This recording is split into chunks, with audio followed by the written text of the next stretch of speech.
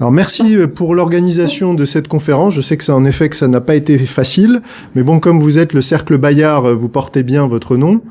Donc sans peur et sans reproche, je suis très heureux d'être ici dans cette métropole apaisée et très progressiste de Grenoble.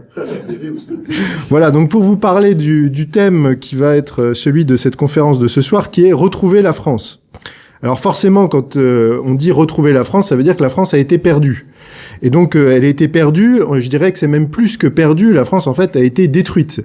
Et elle a été détruite comment? C'est ce que je vais vous expliquer ce soir. Dans quel but? En fait, c'est une véritable guerre qui a été menée à la France. Et donc, pour commencer, je voudrais déjà vous donner un concept qui est très important et qui est central, justement, pour comprendre comment on a perdu la France. C'est le concept de guerre hors limite. Alors, qu'est-ce que c'est qu'une guerre hors limite? C'est un concept qui a été forgé, donc qui existe depuis très longtemps en réalité, mais qui a été forgé à la fin des années 90, notamment par des stratèges chinois. Et en fait, la guerre hors limite se distingue des autres formes de guerre parce que c'est une guerre dite de 5e génération. Alors, qu'est-ce que ça veut dire? Une guerre de 5e génération, c'est une guerre qui a pour caractéristique de se déployer sur un ensemble de terrains. C'est-à-dire, contrairement aux anciennes guerres qui mettaient face à face uniquement des armées, dans une logique militaire, donc c'est un peu ce qu'on voit en Ukraine, encore qu'il faudrait nuancer le propos, mais en fait on est dans une logique de guerre classique, avec des bombardements, des deux armées qui s'affrontent. En fait, une guerre hors limite, c'est une guerre qui se déploie, alors bien sûr dans le domaine militaire, mais c'est une toute petite partie, qui se déploie sur le domaine du droit, de l'économie, de la santé, de l'information, de la culture. C'est une guerre multivectorielle, c'est-à-dire sur un ensemble de fronts. Et une des autres caractéristiques de cette guerre, c'est d'être une guerre qui ne fait pas la distinction entre les civils et les militaires. Donc ça, c'est très important de le comprendre. Et par exemple, l'exemple de ça, vous voyez par exemple que quand, par exemple, les États-Unis attaquent l'Irak, eh bien, ou font des sanctions, comme là actuellement contre la Russie, eh bien, les civils sont également touchés. Donc, c'est-à-dire, ce sont des guerres qui touchent aussi les civils. Les civils sont partie prenante. Et quand on parle de guerre de l'information ou de guerre psychologique, on voit bien que le cerveau des civils devient aussi un enjeu de cette guerre. Donc ça, c'est très important. Et pourquoi je vous parle de ça? Parce que quand on parle de ces sujets, il y a des gens qui vont vous dire eh ben écoutez, moi ça ne me concerne pas. Mais quand on recadre les choses dans le cadre d'une guerre hors limite, on comprend que en fait une guerre hors limite concerne tout le monde. C'est-à-dire qu'on ne peut pas rester sur le banc de touche. Donc ça, c'est très important de le comprendre. Et donc le problème qu'on a aujourd'hui, et c'est pour ça que je fais le travail que je fais et que j'interviens avec ces ensembles de conférences, c'est que la plupart des gens n'ont pas conscience de l'existence de cette guerre. Et ça, c'est intéressant de noter que c'est une des caractéristiques de la guerre. C'est-à-dire que vous êtes en état de guerre, mais vous ne le savez pas. L'ennemi vous attaque, mais vous n'en avez pas conscience. Et donc, comme vous n'en avez pas conscience, vous ne pouvez pas riposter. Et vous constatez peut-être autour de vous qu'il y a beaucoup de gens qui sont dans le déni de la réalité de cette guerre. Et ça, c'est la première difficulté. La deuxième difficulté, c'est que la plupart des gens ne comprennent pas qui sont leurs adversaires, quels sont leurs objectifs et quelles sont leurs méthodes. Donc c'est justement ce que je vais essayer de vous expliquer ce soir à travers différentes parties. Donc dans la première partie, je reviendrai spécifiquement sur les acteurs de cette guerre, la structure du pouvoir et leurs moyens d'action. Dans la deuxième partie, je parlerai de la dimension spirituelle de cette guerre, qui est quelque chose d'absolument essentiel et qui est très mal compris aujourd'hui, et je vous expliquerai pourquoi. Et puis dans la troisième partie, je vous donnerai à la fois des raisons d'espérer, montrer comment cette guerre qui est mondiale, en fait, implique d'autres pays dans le monde, et qu'est-ce que vous pouvez faire concrètement, réunis ici ce soir, pour résister. Alors, pour commencer sur la première partie, il y a une question que je pose toujours, c'est qui détient le pouvoir en France ? Alors, quand je dis ça à des gens qui sont pas forcément très éveillés, ils me répondent « Ah bah, c'est Emmanuel Macron ». C'est lui le chef de l'État, c'est lui le chef des armées, etc. Alors je dis très bien, quand on me dit ça, je dis, est-ce que vous connaissez Jacques Attali ? Alors les gens disent, ah oui, Jacques Attali, ça me dit quelque chose. En effet, c'est l'homme qui murmure à l'oreille des présidents depuis 40 ans. Que dit Jacques Attali à la journaliste Anne Fulda ? Il dit, Emmanuel Macron, c'est moi qui l'ai créé, c'est moi qui l'ai repéré, c'est même moi qui l'ai inventé totalement. Et donc, c'est pas quelque chose, c'est pas une caméra cachée, c'est pas une confidence, c'est quelque chose qu'il dit à une journaliste en sachant que ça sera imprimé et répété. Ensuite, je fais toujours le parallèle avec une autre personnalité, c'est le chef de l'État ukrainien, Volodymyr Zelensky. À son sujet, il y a un oligarque qui s'appelle Ihor Kolomoïski, qui est chyprio-israélo-ukrainien, un milliardaire, qui dit en 2019 au Times, donc le Times, c'est pas encore non plus un obscur blog complotiste, il dit au Times, Zelensky est ma marionnette et je suis le marionnettiste. Donc là encore, on voit qu'il y a toujours cette idée de gens qui tirent les ficelles. Et je terminerai cette partie en disant, il y a ces témoignages, il y a Klaus Schwab. Klaus Schwab, donc vous connaissez, c'est le président du Forum économique mondial de Davos, qui dit en 2017, devant donc à la Kennedy School de Harvard, qui est un peu le Sciences Po international, il dit devant une assemblée d'étudiants, avec mes Young Leaders, donc les Young Leaders, ce sont des programmes de formation de l'élite, entre guillemets, nous avons pénétré les gouvernements de la planète. Et donc, il égrène ensuite en disant Macron, c'était nous, Trudeau, c'est nous, Merkel, c'était nous, etc. On a fait du bon boulot. Donc, pourquoi je cite ces trois exemples? C'est parce que ça permet de montrer il pourrait exister des réseaux de pouvoir parallèles, c'est-à-dire des réseaux de pouvoir qui ont suffisamment confiance en eux-mêmes pour dire devant un auditoire public que ce sont eux qui tirent les ficelles derrière les différents chefs d'État ou en tout cas diverses institutions. Donc, pour avancer un petit peu, quel est ce pouvoir parallèle ? Alors là, je suis obligé de faire un saut pour réduire la durée de la conférence, parce que ça pourrait être une conférence en tant que telle. En fait, quand on travaille sur ces sujets-là, on se rend compte qu'il y a une hiérarchie du pouvoir parallèle et que cette hiérarchie du pouvoir, elle provient fondamentalement de grandes dynasties. En fait, des dynasties, donc je pourrais en citer quelques-unes. Il y a les Rothschild, qui est bien connu. Donc, et je rappelle d'ailleurs à ce sujet que Emmanuel Macron disait David de Rothschild est au courant de mon engagement, je suis son hedge, sa couverture. Un hedge, c'est un terme technique en finance. Il y a la dynastie Rockefeller. Il y a les Warburg qui sont des banquiers, il y a les Wallenberg, il y avait aussi les Saoud. Alors quand je disais ça, j'ai fait quelques conférences au début et les gens me disaient mais ça c'est du complotisme, etc. Alors je me suis dit il faut que je trouve une citation à donner en conférence. J'en ai trouvé une de David Rockefeller. David Rockefeller qui disait certes, je cite, certains pensent même que nous faisons partie d'une cabale secrète travaillant contre les meilleurs intérêts des États-Unis, nous qualifiant ma famille et moi d'internationalistes et conspirant avec d'autres dans le monde pour construire une structure politique et économique mondiale plus intégrée, un gouvernement mondial si vous voulez. Si c'est l'accusation, j'en suis coupable et j'en suis fier. Donc ça, c'est une citation de David Rockefeller. Donc tout ça pour camper un peu le décor, c'est-à-dire qu'il y a en fait un pouvoir parallèle qui a le contrôle, et ce pouvoir, il vient essentiellement du monde de la finance et du monde de l'économie. Alors il y a notamment un élément important, par exemple la dynastie des Rockefeller, c'est une dynastie pétrolière, et c'est le chemin de fer, c'est le charbon, etc. Les Rothschild, c'est plutôt la banque, et notamment la banque via les banques centrales.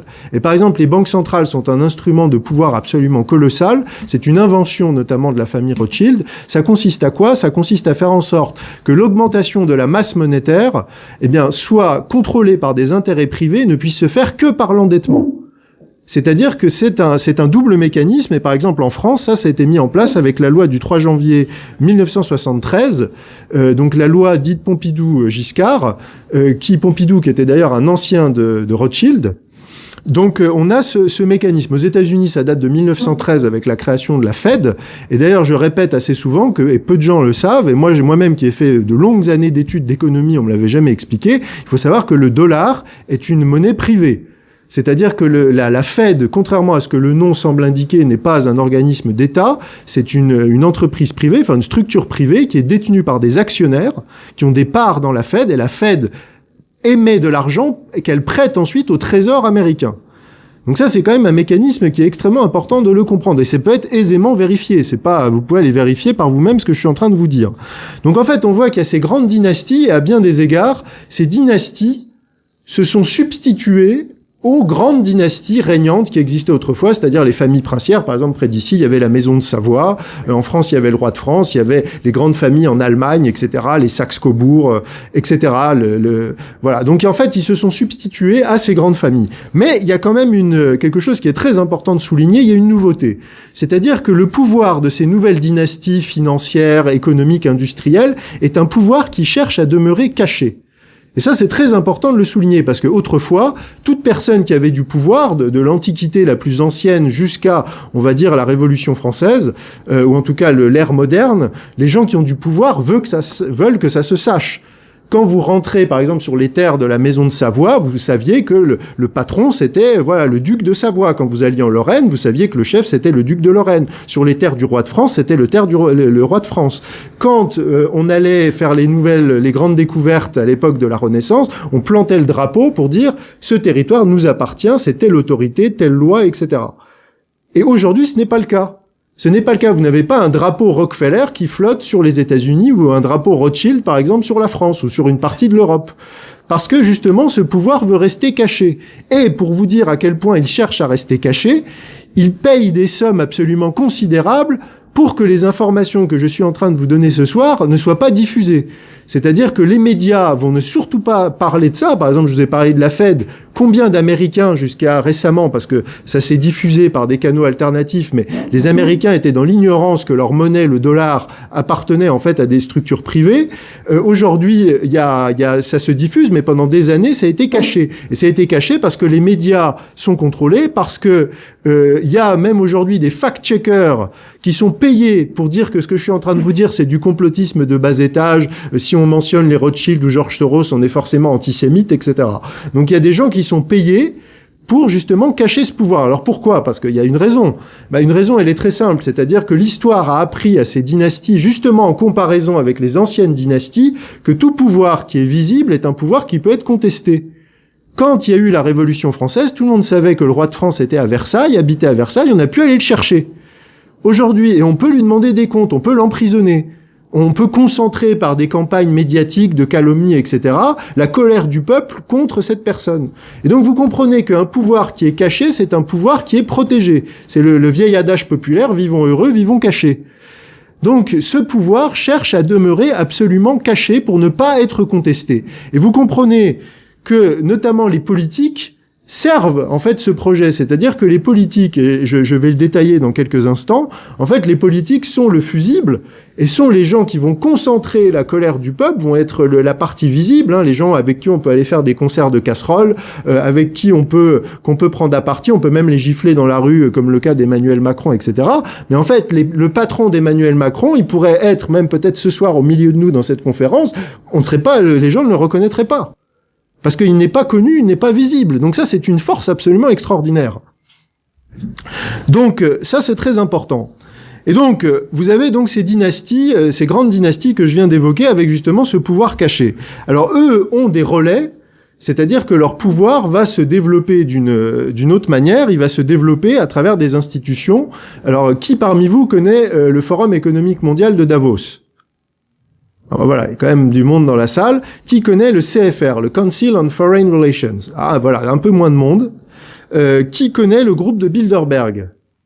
Voilà. La commission trilatérale? Voilà, bon, je vois que j'ai un public quand même assez éveillé ce soir. Donc vous voyez, voilà. Donc ça, ce sont en fait les réseaux de pouvoir, ce sont les gens qui sont en fait où la feuille de route politique va être élaborée et les dirigeants politiques, en fait, ils vont faire l'interface entre ces grandes dynasties qui sont réunies. Alors, et on parle du comité des 300, on parle de choses comme ça qui sont vraiment tout au sommet de la pyramide. Et après, il va y avoir cette interface qui est le CFR, le Forum économique mondial, etc. Et donc ensuite, ça va être la première étape. Et ensuite, ça va être retransmis à des institutions supranationales, donc type UE, OMS, OMC, etc.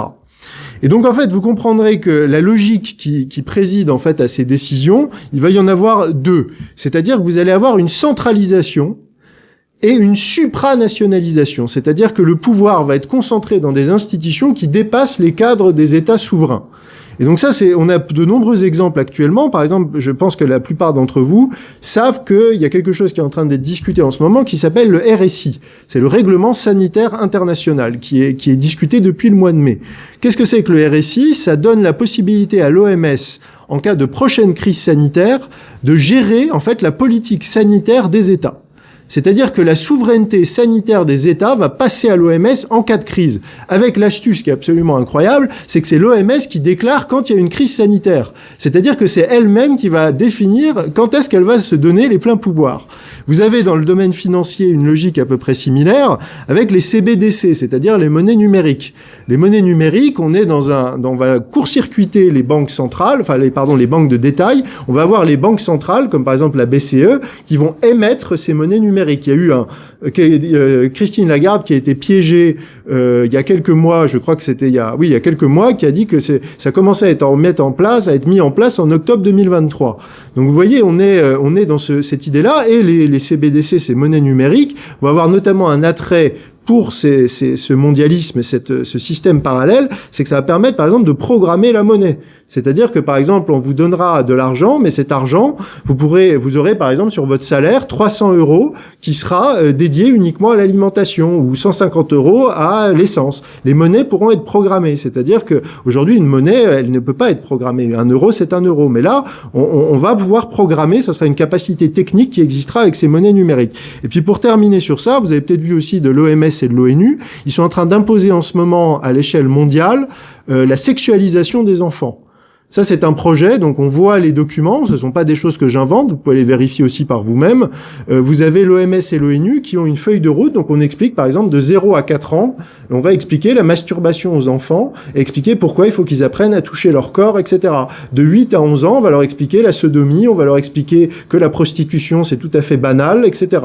Donc ça, ce sont des choses qui sont en train d'être développées par l'OMS, par l'ONU, qui sont en train d'être appliquées dans le monde entier à tous les systèmes éducatifs, ça c'est aux États-Unis, en Angleterre, en Allemagne, et là c'est en train de venir en France, et c'est notamment en train de venir à la rentrée. Moi j'ai quelqu'un qui m'a dit il y a 2 jours que apparemment il y a des circulaires qui commencent à arriver pour la rentrée prochaine pour relayer ce programme-là et même multiplier les heures d'éducation sexuelle qui vont être dévolues aux enfants, parce qu'ils trouvent que ça va pas encore assez loin. Donc ça c'est en train d'arriver. Donc c'est vraiment un projet transnational qui est en train de s'imposer selon les différents pays. Et ce que je vous disais sur la sexualité, moi je connais quelqu'un qui travaille dans une école en Allemagne qui m'a dit exactement la même chose. C'est-à-dire qu'en Allemagne aussi, ce projet se met en place avec les mêmes directives, les mêmes circulaires, etc. Donc voilà, donc vous comprendrez après ce bref exposé que quand les politiques, on vous parle des politiques, des élections, etc., en fait, ce sont que des pions. C'est-à-dire que ce sont les fusibles qui sont mis en avant. Et en fait, ce sont eux qui vont concentrer la colère du peuple, qui vont concentrer l'intérêt par le jeu électoral. Mais en fait, les décisions sont prises absolument ailleurs. Alors, une fois qu'on a dit ça, quels sont leurs objectifs? Quel est le projet de ce qu'on va résumer sous le vocable du nouvel ordre mondial? Alors, ce qui est intéressant avec ça, c'est que tout a été écrit. C'est-à-dire, il faut prendre le temps d'aller chercher, il faut prendre le temps d'aller faire un peu de recherche. C'est sûr que vous n'allez pas en entendre parler en ouvrant BFM, en tout cas, ou alors vous allez voir les conséquences de ces décisions, mais ça ne sera pas présenté dans le cadre d'un projet. Alors, quel est ce projet? Ce projet, il peut se résumer en plusieurs objectifs. Je ne vais pas rentrer dans le détail, je vais en donner les principaux. Vous allez avoir le projet de gouvernance mondiale. C'est-à-dire, ça veut dire quoi concrètement? Ça veut dire détruire la souveraineté des États et créer justement des structures supranationales qui vont prendre des décisions au nom des États. Donc, ça peut être des structures plus politiques comme l'UE, mais ça peut être, on l'a vu dans le domaine de la santé, comme l'OMS, ou sur des questions d'éducation à la sexualité, etc. Donc ça, c'est un premier point. Vous avez un autre point qui est lié au premier d'ailleurs, qui est la destruction de la diversité des cultures, des identités et des religions. Ça, c'est très important de le signaler, et notamment, j'y reviendrai davantage dans la deuxième partie, c'est l'idée de créer une grande religion inclusive. C'est-à-dire de détruire les religions traditionnelles, donc catholicisme, islam et même sagesse orientale, pour faire en fait une grande religion inclusive, parce que notamment ce qui pose problème, et quand je parlais il y a quelques instants des enfants, c'est les enseignements qu'on retrouve notamment dans toutes les grandes religions, les grandes sagesses, sur justement la nécessité de préserver les enfants et tout ce qui touche à la morale sexuelle, et notamment ce qui touche à l'homosexualité.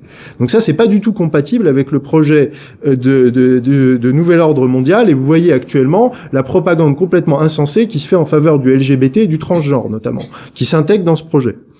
Vous avez aussi ce qui est l'abolition de la propriété privée.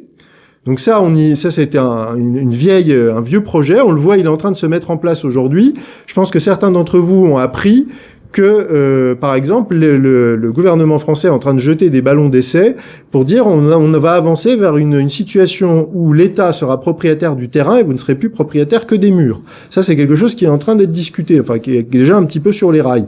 Vous avez aussi un projet qui est en cours actuellement de dire le vieux bâti est des passoires thermiques, ou en tout cas si votre résidence est une passoire thermique et que vous ne pouvez pas le mettre aux normes, vous pourrez plus le louer et vous pourrez plus le vendre.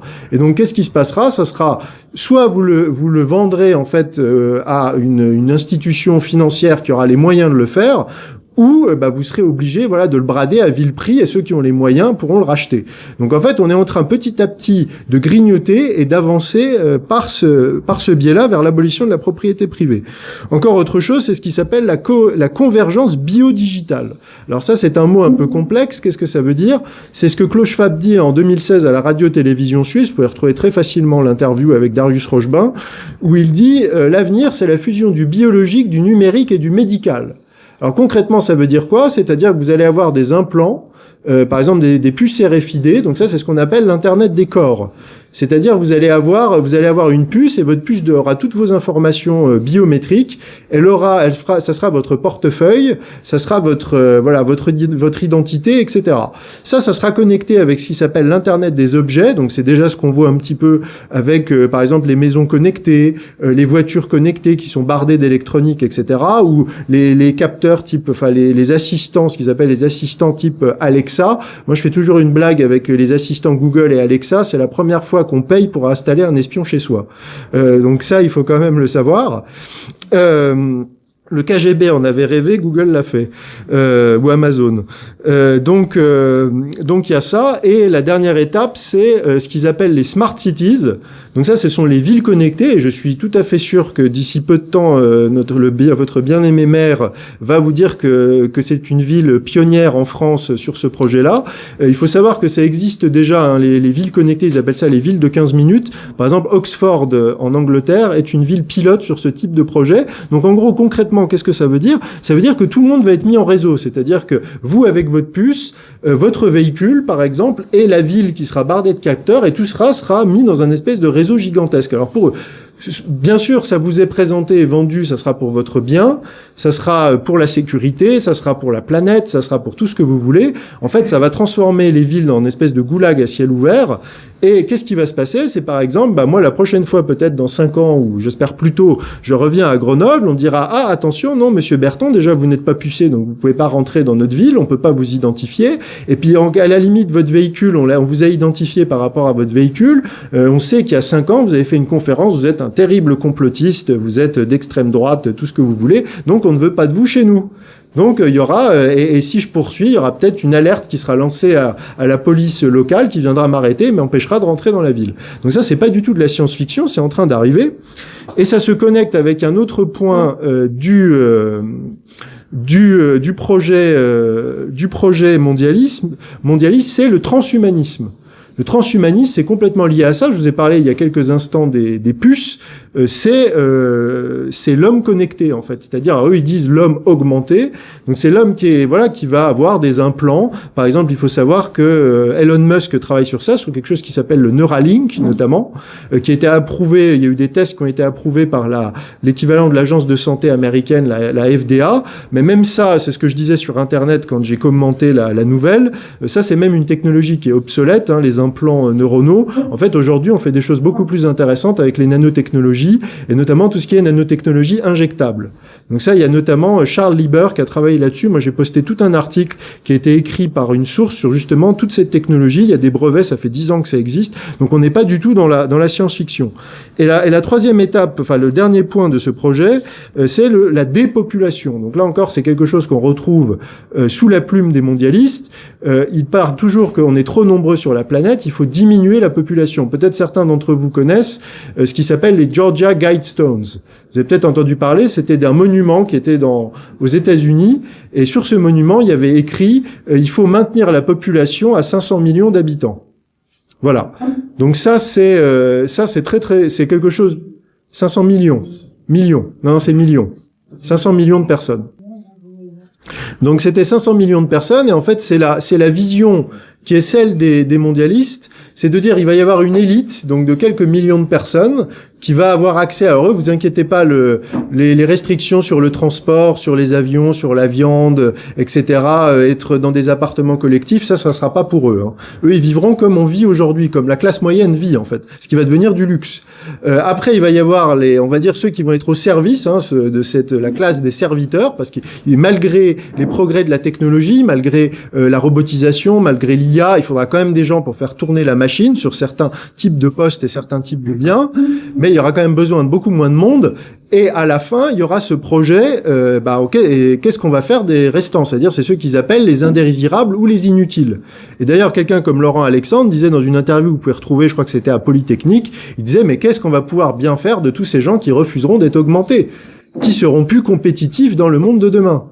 Donc vous voyez, il y a toute une cohérence, en fait, ce que j'ai essayé de vous montrer là en quelques minutes, c'est la cohérence du projet, c'est-à-dire le projet de gouvernance mondiale, on peut avoir imposé un projet politique à l'ensemble du monde, on le met en place en détruisant tout ce qui peut faire obstacle, toutes les cellules de souveraineté, y compris la propriété privée, y compris la famille, on met tout le monde en réseau. Et on arrive avec le transhumanisme, on vend ça, on est dans l'homme connecté, donc avec ce projet justement d'internet des corps. Et puis ceux qui veulent pas participer à ça, ils deviennent inutiles. Voilà. Et donc il faut trouver un moyen ou un autre de gérer ce problème. Donc ça c'est une réalité. Moi tout ce que je vous dis là peut être vraiment aisément vérifié. Il y a des brevets, il y a des choses qui sont déjà mises en place, qui sont déjà dans l'actualité. Ce qui est absolument terrible, c'est que bien sûr les plupart des médias ne vous en parlent pas, alors que c'est en train d'être mis en place sous nos yeux. Bien sûr, et ce qui est encore plus grave, c'est que les partis politiques n'en parlent pas, et y compris les partis d'opposition. C'est-à-dire qu'on devrait avoir un vrai contre-projet contre ce projet, et notamment tout ce qui touche aux villes connectées, etc. Donc, et les conséquences. Alors, on en parle un petit peu avec l'IA, des conséquences de l'IA sur le monde du travail, etc. Mais ça reste quelque chose d'annexe et c'est jamais remis dans ce projet global, mais vous comprendrez pourquoi, vu que les médias sont contrôlés et que les politiques, en fait, sont des pions, eh bien, en fait, ce projet-là n'arrive pas au public, et c'est à des gens comme moi ou d'autres, puisque je ne suis pas le seul à faire ce travail, à venir vous parler de ça à travers nos livres, à travers nos conférences et nos prises de parole dans les médias alternatifs. Donc, pour moi, c'est quelque chose de très important, et c'est très important de comprendre la cohérence et la globalité du projet qui est résumé sous le terme de nouvel ordre mondial. Et d'ailleurs, il faut savoir que c'est pas quelque chose qui date d'hier, puisque dès les années 90, vous pouvez retrouver assez facilement des vidéos avec George Bush père qui parle de ça, qui parle de la mise en place d'un nouvel ordre mondial. Donc c'est quelque chose qui remonte déjà au moins assumé publiquement à partir des années 90. Et donc pour terminer cette première partie, je vous parlerai des moyens qui sont utilisés par justement ceux que j'appelle les mondialistes pour mettre en place ce projet de nouvel ordre mondial. Alors, il y en a plusieurs, mais je vais me concentrer essentiellement sur 3, puisque c'est la boîte à outils. Une fois que vous avez ces 3 outils, en fait, vous êtes quand même bien armé pour décrypter et pour combattre. Alors, qu'est-ce qu'il y a comme moyen? Le premier moyen, c'est une formule que je répète assez souvent, c'est l'infiltration plutôt que l'invasion. C'est-à-dire comme on va dire, ces nouveaux réseaux de pouvoir ont compris que le pouvoir devait être caché pour ne pas être contesté. Ils ont compris aussi que imposer son projet, l'imposer par la force et l'imposer par l'occupation visible, cela suscite une réaction. Quand les Allemands sont venus occuper la France, même les gens qui pouvaient être indifférents ou en tout cas n'étaient pas très résistants dans l'âme ne pouvaient pas nier la réalité d'une occupation et donc comprendre aussi la légitimité d'une résistance. Quand c'est une infiltration et que cette infiltration est diffuse, la réaction de défense est beaucoup plus difficile. Notamment parce que beaucoup de gens, c'est ce qui s'appelle le déni plausible, c'est plus facile de nier la réalité de cette infiltration. Et pourtant, elle est réelle. Je vais vous donner un exemple. On a la chance en France d'avoir quelqu'un d'extraordinaire qui s'appelle Grégoire Pupinck, qui a rédigé le rapport Pupinck, qui traite de l'infiltration de la Cour européenne des droits de l'homme par George Soros, qui est un grand spécialiste de l'infiltration. Qu'est-ce qu'a fait George Soros pour prendre le contrôle de la Cour européenne des droits de l'homme, qui, je rappelle, dit la jurisprudence sur à peu près, dans l'Union européenne, sur à peu près 300-400 millions de personnes. Mais il a fait quelque chose de très simple. Il s'est déjà assuré que à la Cour, ce ne sont pas forcément des magistrats professionnels qui vont être nommés, mais par exemple des dirigeants, des directeurs d'ONG. Qu'est-ce qu'a fait Soros? Il a créé des ONG un peu partout en Europe, notamment en Europe de l'Est, et il s'est débrouillé pour que des dirigeants d'ONG à sa botte soient nommés à la CEDH. Ce qui fait qu'avec un investissement très ciblé, très stratégique, c'est très habile, il parvient à contrôler la jurisprudence de l'Union européenne avec des juges Soros. On sait qu'il y en a à peu près une vingtaine sur je crois qu'il y a 35 ou 36 magistrats à la Cour, à peu près. Donc ça lui donne au moins une minorité de blocage, voire de contrôle. Donc ça, c'est très important. Et donc, par exemple, un exemple encore très concret, c'est que George Soros finance également, et ça on le sait, beaucoup d'associations d'aide à l'émigration, etc. Donc ça fait qu'il finance les flux d'entrée, et quand il y a des pays qui veulent expulser, par exemple, les migrants en situation irrégulière ou qui commettraient des crimes, parfois l'affaire remonte jusqu'à la CEDH, où on dit, ah non, on peut pas les expulser au nom des droits de l'homme, etc. Donc vous voyez que Soros contrôle la Cour, il contrôle les flux d'entrée, il contrôle les flux de sortie. Donc il a un contrôle, en fait, avec un investissement ciblé de l'ordre de, je sais pas, peut-être 10-20 millions d'euros. Il a fait la même chose aux États-Unis. Les États-Unis, vous savez que les fonctions de shérif, donc l'équivalent d'un commissaire pour simplifier, ou de procureur, sont des mandats électifs.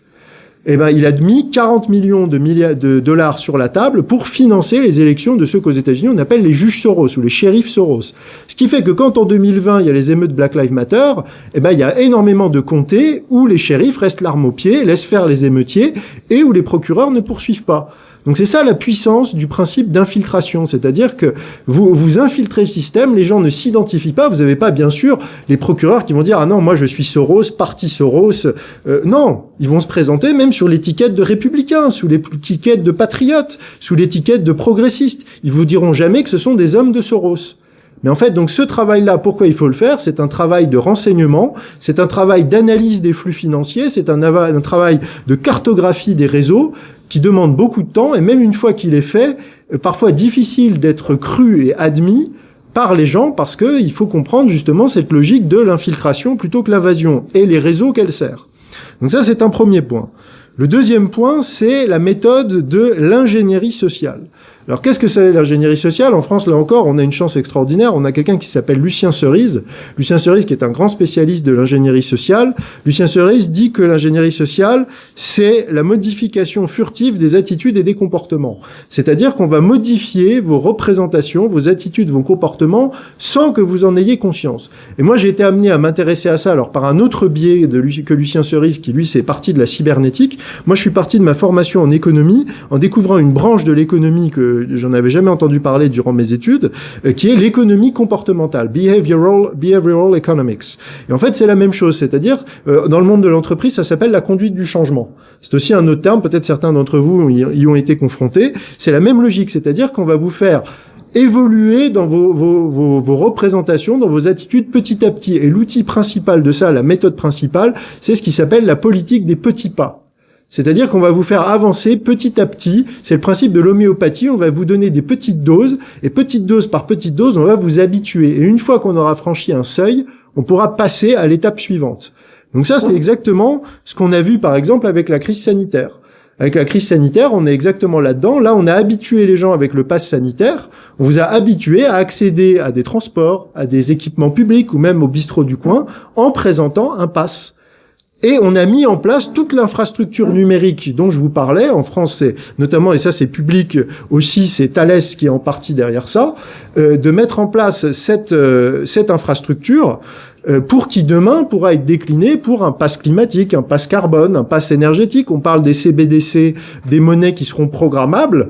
Et cette infrastructure pourra être utilisée. Donc on est dans la politique des petits pas. Un autre exemple que je pourrais donner, c'est Netflix. Netflix, alors moi je me suis penché sur Netflix puisque je faisais dans mon premier métier de l'analyse économique et de l'analyse de marché. Netflix est une entreprise qui n'a aucun sens d'un point de vue économique. C'est une entreprise qui perd de l'argent, qui est lourdement endettée. Et en fait, selon tous les ratios en vigueur, elle devrait être en faillite et plus personne ne devrait lui prêter de l'argent. Donc je me suis dit, tiens, c'est quand même bizarre. Pourquoi Netflix continue d'être enfloué en permanence, sachant que ça sera jamais rentable? Ça défie toute logique capitalistique. En fait, c'est simple, c'est que le vrai métier de Netflix, c'est pas du tout de vous vendre des abonnements ou de devenir un géant du divertissement. Le but de Netflix est double. Le but de Netflix est de faire en sorte que le seul sujet dont vous allez parler à la machine à café, c'est la dernière série que vous avez regardée. parce qu'en fait, ça, c'est devenu le sujet par excellence, les séries. En plus, ça prend du temps, c'est chronophage, vous êtes toujours à la suite de qu'est-ce que vous allez entendre, le prochain épisode, etc. Donc ça aussi, c'est une forme d'ingénierie sociale. Et puis, c'est aussi utiliser ces séries pour faire de la propagande sur les thèmes chers aux mondialistes. Donc ça va être le climat, ça va être les LGBT, ça va être le transgenre. Vous pouvez pas voir, par exemple, quelqu'un me disait récemment, dans tout épisode d'une série Netflix, vous savez qu'au bout d'un épisode, vous aurez un garçon qui embrassera un garçon, une fille qui embrassera une fille. Ça, c'est un classique. Donc on habitue petit à petit les gens, et moi j'ai fait le lien avec ça, parce qu'il y a quelques années, je travaillais dans le jeu vidéo, et notamment, j'ai travaillé avec un studio qui avait fait le jeu vidéo Plus belle la vie. Vous connaissez Plus belle la vie, la série télévisée qui s'est arrêtée. Eh bien, un des scénaristes de Plus belle la vie disait mon boulot, notre boulot à notre équipe, c'est d'éduquer le peuple français. C'est-à-dire, à travers Plus belle la vie, on peut utiliser cette série qui est regardée par des millions de Français, qui rassemble des dizaines de millions de Français, on peut faire passer des messages et on peut faire évoluer les mentalités. Et par exemple, on va trouver que les Français sont trop racistes, et ben on va mettre beaucoup de personnages de couleur issus de l'immigration très sympathiques, etc. Et à l'inverse, on va diaboliser le Français de souche qui sera forcément réactionnaire, raciste, etc., désagréable. Ou on trouve que les Français sont trop homophobes, et ben on va mettre des personnages homosexuels, on va créer toutes des intrigues autour du fait que les parents n'acceptent pas, qu'il y a des difficultés pour se marier, etc. On va faire ça. Et c'est la même chose. Par exemple, récemment, on a trouvé cette vidéo. C'est Larry Fink, qui est le PDG de BlackRock. Donc BlackRock, c'est un des plus grands fonds de pension au monde, pour ceux qui ne connaissent pas. Larry Fink disait dans une conférence, je crois que c'était aussi en 2017, il disait avec les ESG, donc les ESG, c'est des critères qui sont utilisés pour flécher les investissements, etc., on va pouvoir forcer les comportements sur le genre, sur la race, etc. Et il y a quelques mois, j'étais à Genève et j'ai eu la chance de pouvoir intervenir devant des jeunes de la communauté, enfin même des membres de la communauté financière de Genève, qui m'ont confirmé exactement ce que je suis en train de vous dire. C'est-à-dire aujourd'hui, même dans le monde de la finance, on n'est plus en train d'être dans des logiques purement même rationnelles et même froides de profit. Il faut que vos investissements aident à l'inclusivité, à la diversité, à la planète par les ESG. Et si vous êtes un fonds de placement ou d'investissement et que vous ne voulez pas utiliser ces critères ESG, même pas pour des raisons politiques, juste parce que vous trouvez que les boîtes qui portent ces projets sont pas intéressantes, vous avez plutôt envie d'investir dans le pétrole ou investir dans des entreprises qui parlent pas du tout du LGBT, etc., et vous ne pouvez plus. Parce que vous ne satisfaisez plus les critères ESG qui viennent des plus grands fonds d'investissement de la planète. Et ça m'a été confirmé. Donc il faut comprendre que ça aussi, c'est de l'ingénierie sociale, à tous les niveaux. Donc, et ça va, et tout en bas, ça va jusqu'à quelqu'un que je connais, qui travaille dans un grand groupe français, et pendant le mois de juin, on lui a dit, tu dois absolument mettre un drapeau LGBT dans ta signature de mail. Voilà. Et lui était le seul de son unité de production à le refuser. Donc, notamment pour ses convictions religieuses. On y revient.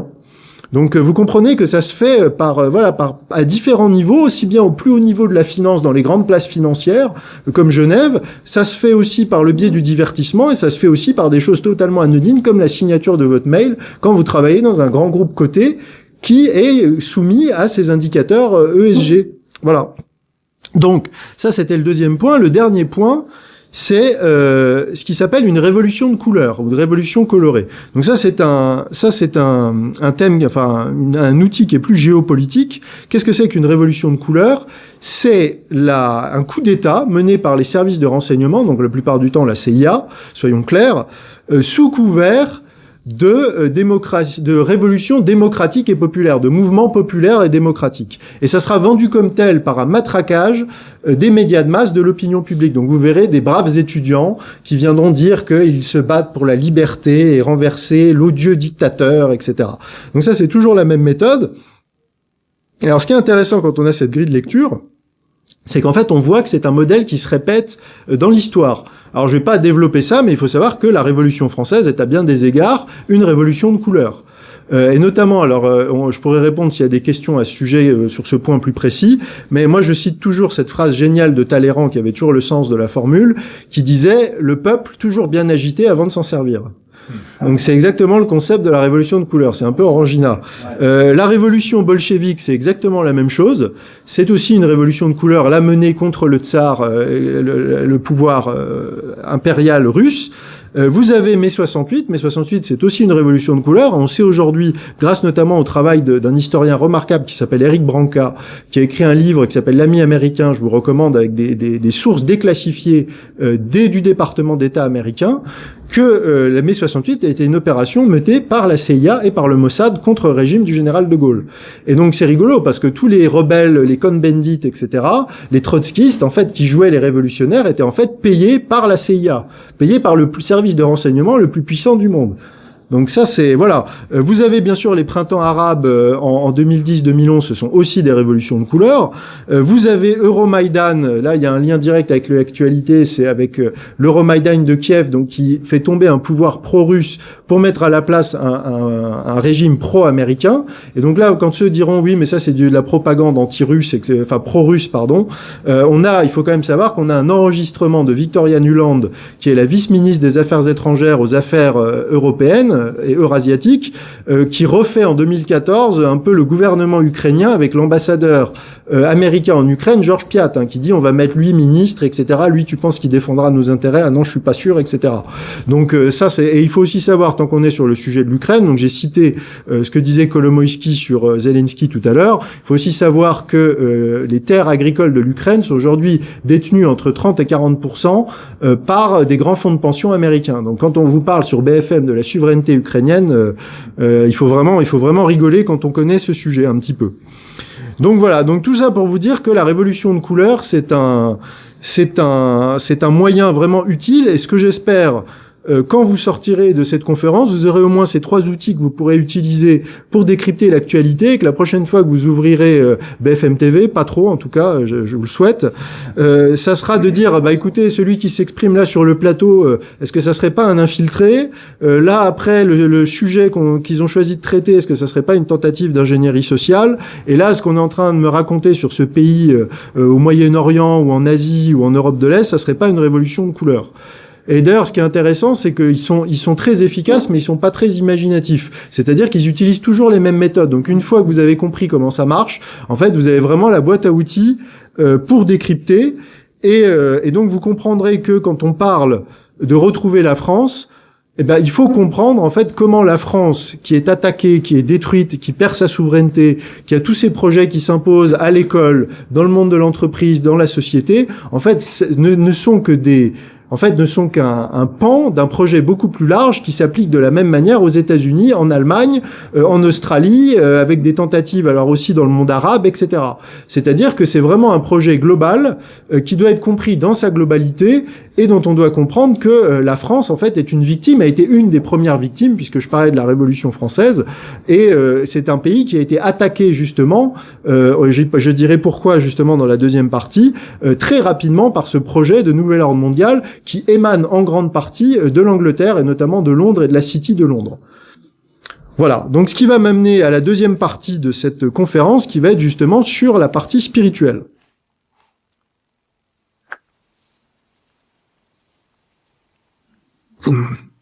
Alors, pourquoi je vous parle de ça dans une conférence qui s'appelle « Retrouver la France » et qui est a priori plutôt politique? Parce qu'il est très important de comprendre la dimension spirituelle du combat, et ça c'est une dimension aujourd'hui qui échappe à beaucoup de gens, et je pense que si vous ne l'avez pas, vous ne pouvez pas comprendre ce qui est en train de se jouer, et indépendamment du fait que vous soyez croyant. Ça c'est très important, parce que ce que je vais vous donner comme éléments, ce sont des éléments objectifs qui ont à voir soit avec la théologie, soit avec la philosophie, et qui ont ont attrait également aux croyances de vos adversaires. C'est-à-dire que, comme je dis toujours, peu importe que vous n'y croyez pas, eux y croient. Et ils agissent en conséquence par rapport à leurs croyances. Donc, si vous voulez bien connaître votre ennemi, vous devez comprendre comment il pense. Et donc, ce qu'on pense, on pense aujourd'hui, en fait, c'est aussi le fruit du mondialisme, et c'est une forme d'ingénierie sociale, c'est qu'aujourd'hui, on baigne dans un bain spirituel par défaut, qui est celui du matérialisme. Alors, le terme technique en philosophie, c'est le naturalisme. Qu'est-ce que ça veut dire? Ça veut dire qu'il n'existe plus de surnaturel. Plus personne ne croit au surnaturel. En tout cas, très peu de gens. Beaucoup moins qu'avant. Qu'est-ce que ça veut dire concrètement? Ça veut dire, que les gens ne croient plus à l'âme, ils ne croient plus à l'éternité de l'âme, ils ne croient plus forcément donc à la vie de l'âme après la mort. Ils ne croient plus au diable, ils ne croient plus à Dieu, ils ne croient plus aux anges, aux démons, ils ne croient plus au paradis, ils ne croient plus en enfer. En gros, comment on voit l'homme, et ça, moi qui viens du monde de l'informatique, et je connais en fait ce qui est l'évangile de la Silicon Valley, c'est l'homme qui est comparé à une machine, en fait, à un tas de viande sur pattes, qui est une somme de 0 et de 1, de processus chimiques, électriques, biologiques, et en fait, et donc, une fois que vous avez dit ça, il y a un lien direct avec ce que je viens de vous dire dans le projet. Parce que, je vais vous donner plusieurs exemples. C'est si vous voyez l'homme comme une pure machine qui n'a pas d'âme, qui est juste quelque chose de matériel. Ça veut dire qu'il y a que cette vie sur Terre. Si vous croyez pas à la vie après la mort et à l'éternité de l'âme, il y a que cette vie sur Terre qui compte. S'il y a que cette vie sur Terre qui compte, vous allez comprendre pourquoi il y a cette obsession pour la cure de jouvence et pour essayer d'allonger la vie le plus longtemps possible. Parce qu'en fait, il y a que cette vie-là. Si vous êtes un chrétien, vous savez que la vie actuelle c'est qu'une préparation pour la vie d'après, la vie éternelle auprès de Dieu, si vous n'allez pas en enfer. Donc, vous avez un autre enjeu.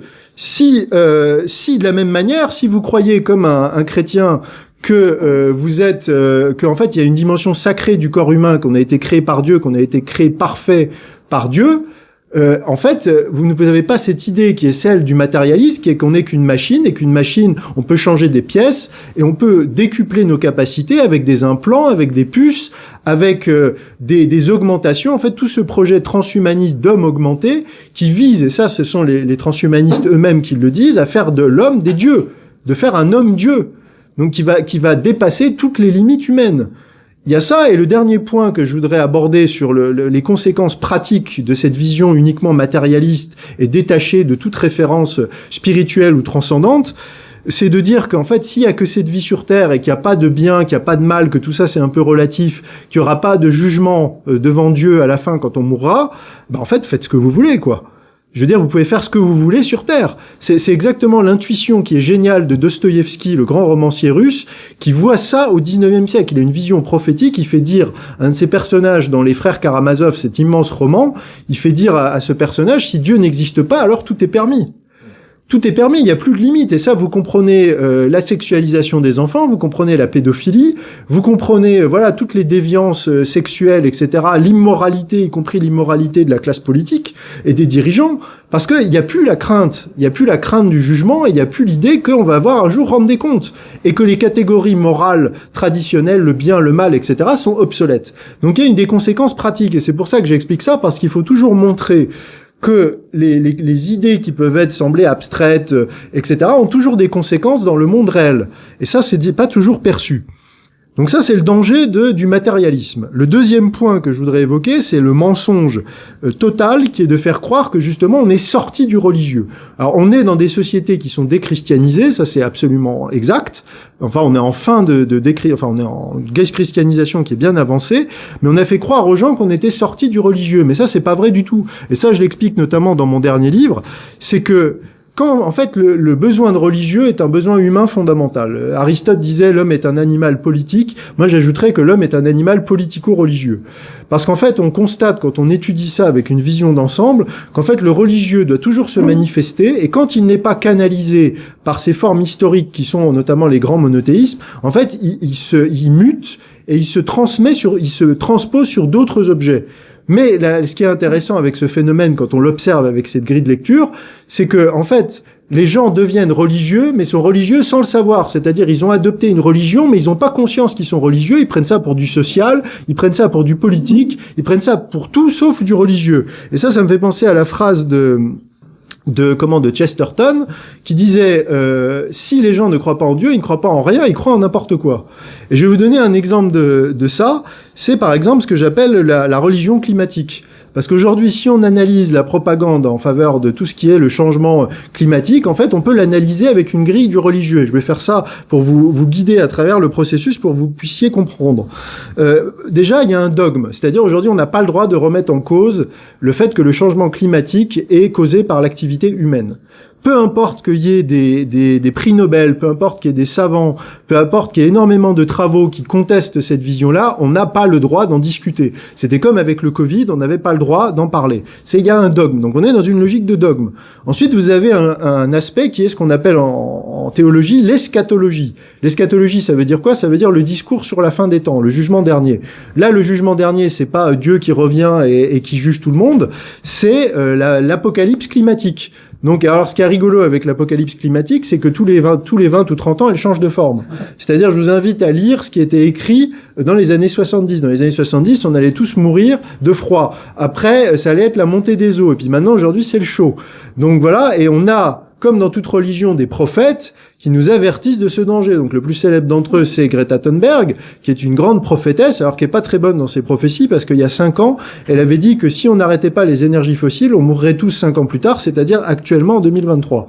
Donc comme prophète, on a vu mieux, mais elle a quand même des grands pouvoirs, parce qu'elle disait il y a quelques années qu'elle était capable de voir le CO2 augmenter à l'œil nu et que ça la faisait beaucoup souffrir. Je précise au passage que le CO2 est un gaz invisible. Donc Greta Thunberg a des grands pouvoirs. Et donc les prophètes, comme les prophètes de l'Ancien Testament, nous disent que nous devons nous repentir. Nous avons péché contre notre mère la terre, et donc nous devons nous repentir. Alors comment? En réduisant notre bilan carbone, en nous déplaçant à vélo, en arrêtant de manger de la viande. On est dans ce qu'on retrouve dans toutes les religions, qui sont les rituels expiatoires. Il faut expier.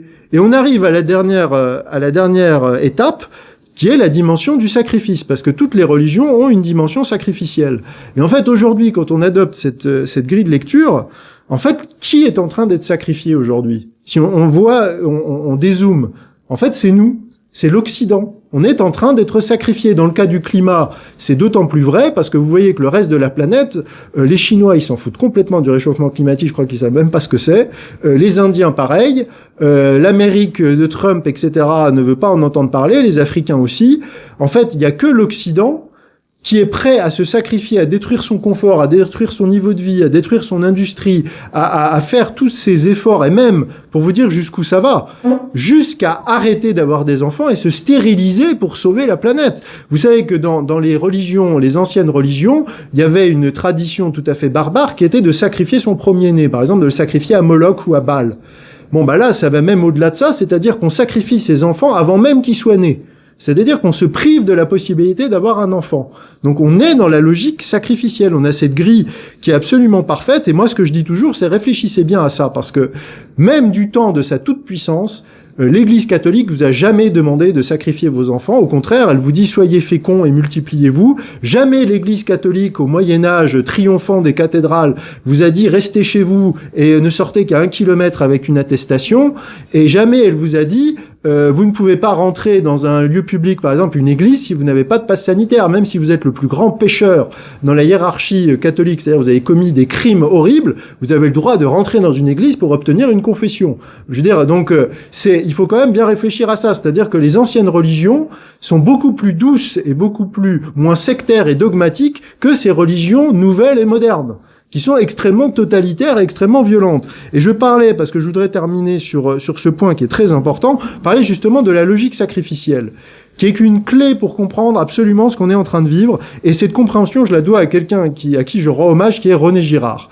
René Girard, c'est un esprit supérieur, c'est un des plus grands génies, je pense, du XXe siècle. En plus, il est français, cocorico.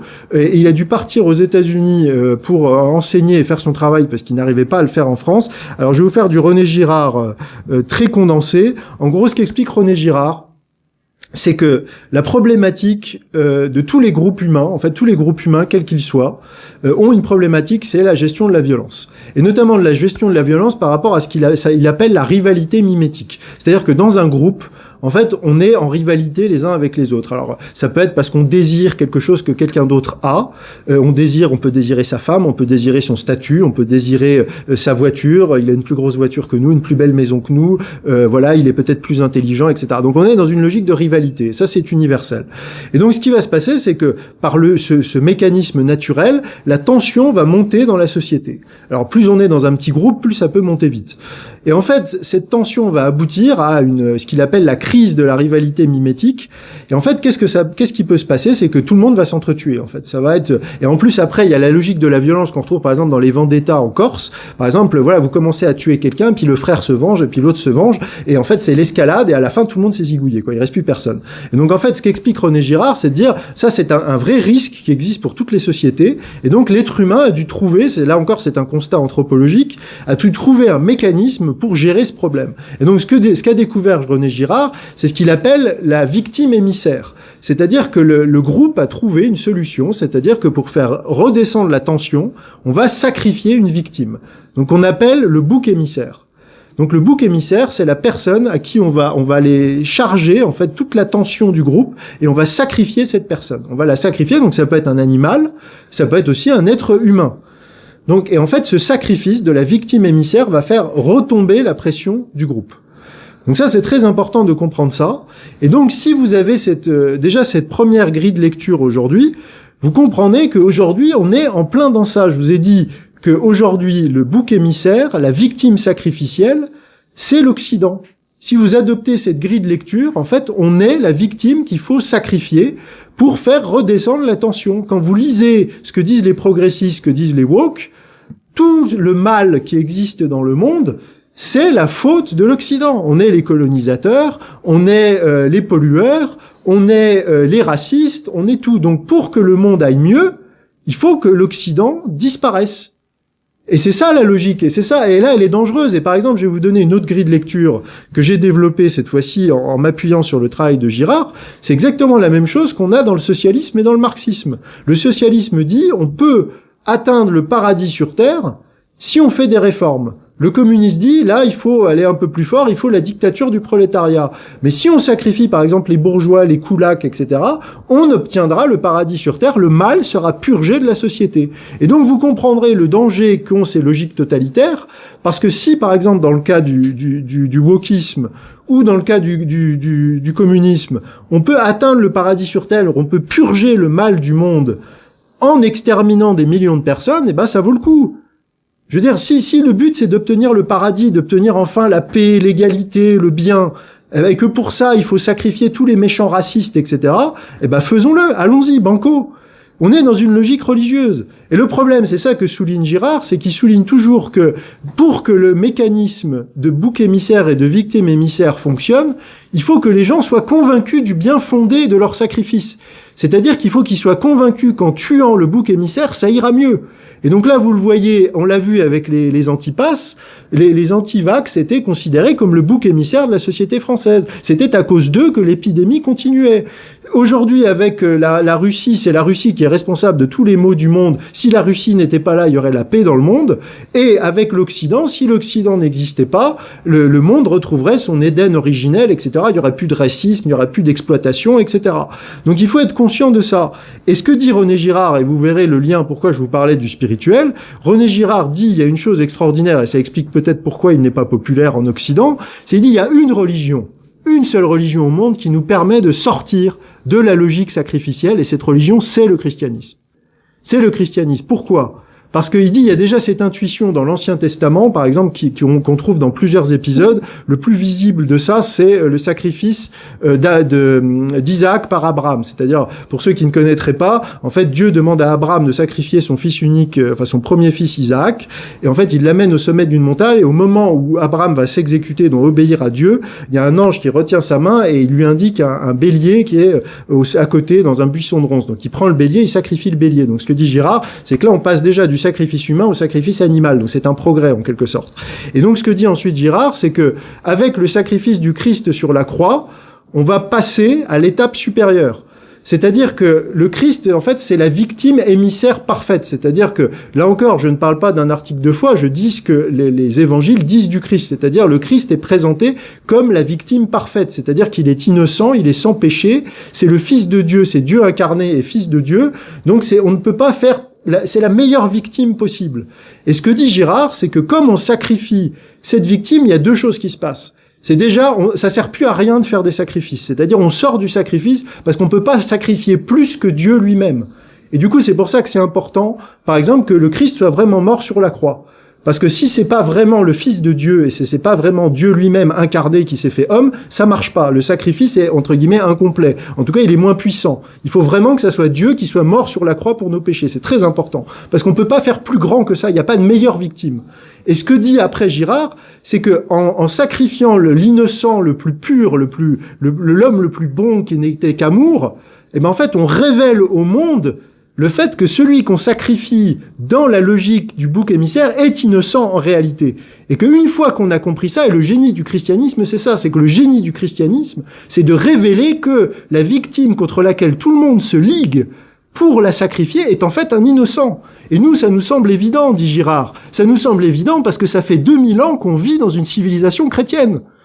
En fait, on a compris ça parce qu'on a vécu sous l'influence du christianisme. Et donc, ce que dit Girard, et qui est très intéressant et qui est complété par d'autres, c'est que, en fait, on le constate d'ailleurs historiquement et anthropologiquement, tous les pays qui ont été christianisés, notamment le paganisme, donc que ça soit en Europe ou au Nouveau Monde, renoncent à la pratique des sacrifices humains. Ça se constate. Là encore, c'est un fait anthropologique.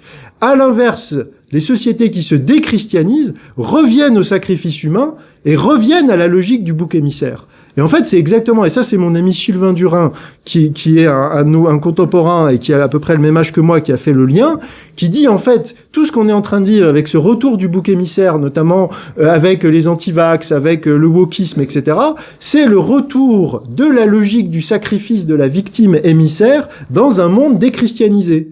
Et moi, j'ai été frappé quand je préparais cette conférence. J'étais en train de relire René Girard. Et en fait, au même moment, dans l'actualité, il y avait une jeune fille de 13 ans qui avait été poussée au suicide par du harcèlement scolaire. Et en fait, ce qui m'a frappé en lisant l'article, c'était, je crois, un article du Figaro, qui détaillait, en fait, toutes les étapes qui ont conduit à son suicide. Je vous jure que le livre m'est tombé des mains parce que c'était exactement ce que j'étais en train de lire, que René Girard décrit dans le mécanisme de la foule qui se ligue pour sacrifier le bouc émissaire. Donc vous voyez, en fait, je voyais exactement les mêmes étapes. Donc vous voyez qu'il y a une clé pour comprendre. Moi, je ne peux que vous recommander de lire René Girard. Je le cite dans mes livres et je donne des références selon les différents essais. Mais c'est essentiel. Et cette logique du bouc émissaire, on ne peut pas la comprendre. On ne peut pas la comprendre pourquoi la France a été attaquée comme elle l'est. Parce que la France est un des boucs émissaires idéal, notamment parce que c'est ce pays qui est un pays absolument génial. Hein. Je veux dire, on va pas faire les chauvins. J'ai écrit Être français, l'être amasseur pour expliquer le génie français. C'était le pays qui était fille aînée de l'Église. C'est le pays qui est dévolu notamment à Marie. Il faut savoir que la France est le royaume de Marie. On a le pays où il y a le plus eu d'apparitions mariales au monde. Donc si on est dans une logique absolument anti-chrétienne et anti-occidentale, le premier pays qu'il faut sacrifier et qu'il faut détruire, c'est la France. C'est la France. La France, c'est la clé de voûte de l'Occident au niveau spirituel, au niveau du génie créatif, au niveau de tout, au niveau de la civilisation. Moi, j'ai écrit un essai sur la civilisation française. Il faut détruire la civilisation française. Alors, ce qui m'amène justement au dernier point de cette deuxième partie, c'est quel est le principe derrière tout ça? Parce qu'il y a un principe spirituel. Et vous connaissez l'expression qu'on retrouve chez Baudelaire, c'est la plus grande ruse du diable, c'est de vous faire croire qu'il n'existe pas. Et justement, je vous parlais du matérialisme au début. Nos contemporains ne croient plus au diable. Mais si, moi, ce qui m'a frappé en faisant ce travail, même si on n'est pas croyant, on est frappé de voir que justement ce projet de destruction, ce projet du retour du sacrifice, c'est exactement ce que veut le diable. C'est exactement ce que les textes sacrés nous disent que veut le diable. Et je vais prendre l'exemple, je prenais tout à l'heure l'exemple du transhumanisme. Le transhumanisme, c'est exactement ce qui est écrit dans la première page de la Genèse. La Genèse, c'est quoi? C'est Satan qui va tenter Adam et Ève et qui leur dit « Goûtez le fruit de la connaissance, vous deviendrez pareil et semblable aux dieux, vous deviendrez comme Dieu. » Et donc, ce qui est assez frappant, c'est que, en fait, de vouloir devenir l'homme-dieu, c'est une inversion totale du récit de la Genèse, et c'est ce que disent, quand vous lisez les textes de ceux qui sont vraiment des lucifériens assumés, on en trouve beaucoup au XIXe siècle, ils disent, en fait, le bon Dieu qu'on doit servir, c'est Lucifer, parce que Lucifer libère l'homme. En fait, Dieu nous a mis des chaînes, il nous a empêchés de réaliser tout notre potentiel, c'est un peu l'idée de Prométhée. En fait, le diable nous libère. Le diable va nous permettre de réaliser tout notre potentiel. Et donc ça, c'est ça ce qui est important. Je vous parlais tout à l'heure du mensonge. Le mensonge, on dit dans la théologie catholique que Satan est le prince du mensonge. C'est ce que dit Saint Jean. Il dit, parce que votre père est le prince du mensonge, il n'y a pas de vérité en lui. Donc, quand vous allumez les médias, vous allumez BFM, où c'est du mensonge à flux continu, est-ce que c'est pas l'action diabolique? Et ça, c'est comme je vous dis encore, là, c'est pas indépendamment du fait que vous soyez croyant ou non. Quand vous allumez, quand vous avez cet entretien en 2020 au Financial Times d'Emmanuel Macron, je pense que certains d'entre vous s'en souviennent. Emmanuel Macron dit la bête de l'événement est là et elle arrive. Mais là, on est dans un vocabulaire qui est incroyable. La bête de l'événement est là. La bête de l'événement, c'est ce dont parle l'Apocalypse. Il faut quand même le savoir. Et l'Apocalypse nous dit aussi, nous parle de la marque de la bête. La marque de la bête sans laquelle on ne pourra ni acheter ni vendre. Et tout le monde aura la marque de la bête et sur sa main et sur son front. Donc, quand on voit le pass sanitaire, quand on voit ce projet de puce d'implantation, est-ce qu'on n'est pas dans un projet mondialiste d'implantation de la marque de la bête? Et je terminerai sur ce point pour dire que ça peut être choquant peut-être pour certains qui sont loin de la religion, loin de ces considérations, mais ça c'est quelque chose qui est compris par beaucoup de gens dans le monde, et notamment je vais citer un passage incroyable d'un discours que le président Vladimir Poutine a prononcé en 2022, en septembre 2022. C'est moi, quand j'ai écouté ça, je suis tombé de ma chaise. Il dit, je cite, en parlant de l'Occident, « Un tel déni complet de l'homme, le renversement de la foi et des valeurs traditionnelles, la suppression des libertés, acquiert en Occident les traits d'une religion inversée, un satanisme pur et simple. » Moi, de ma connaissance, je n'ai jamais entendu un chef d'État à ce niveau-là désigner vraiment en disant l'Occident, c'est le royaume de Satan. Et quand vous parlez à des gens, que ce soit à des Américains, que ce soit à des gens du monde arabo-musulman, à des Africains, même des Asiatiques, car ils le disent pas exactement comme ça, tous ont cette conscience qu'aujourd'hui, l'Occident est tombé, alors ils diront peut-être pas Satan, mais sous la coupe de forces maléfiques, de forces de mort, de forces de destruction, de forces de corruption, et de corruption dans le sens, parce que la corruption, et ça c'est aussi l'œuvre du diable, c'est de prendre ce qui est bon, ce qui est sain, et de le tordre, de le transformer en quelque chose de mauvais. Moi, il y a une expression en latin que j'aime bien, qui est corruptio optimi pessima. Ça veut dire, il n'y a rien de pire que la corruption de ce qu'il y a de meilleur. Et en fait, ce qu'on est en train de vivre en Occident, c'est ça, c'est la corruption de ce qu'il y a de meilleur, d'une des civilisations qui a été la plus brillante, que ce soit par l'Antiquité grecque, que ce soit par le monde chrétien, que ce soit par la Renaissance, que ce soit par nos progrès des sciences et des techniques. En fait, tout ça est en train de sombrer complètement. Et en fait, le reste du monde assiste à ça complètement sidéré. Et nous interpelle, nous dit, mais vous ne comprenez pas que que le mal est en train de se déchaîner autour de vous, et vous laissez faire, vous ne le voyez même pas. Et ça, c'est même pas moi ou des croyants qui vous le disent, ce sont des observateurs extérieurs, par exemple des gens qui ont admiré la France, qui ont admiré notre civilisation, et qui nous disent, mais est-ce que vous avez conscience de ce que vous êtes devenus? Est-ce que vous avez conscience de l'abîme dans lequel vous êtes spirituel, moral, politique, dans lequel vous êtes en train d'être entraîné, et vous êtes entraîné sans finalement tant vous débattre que ça, sans trop résister que ça.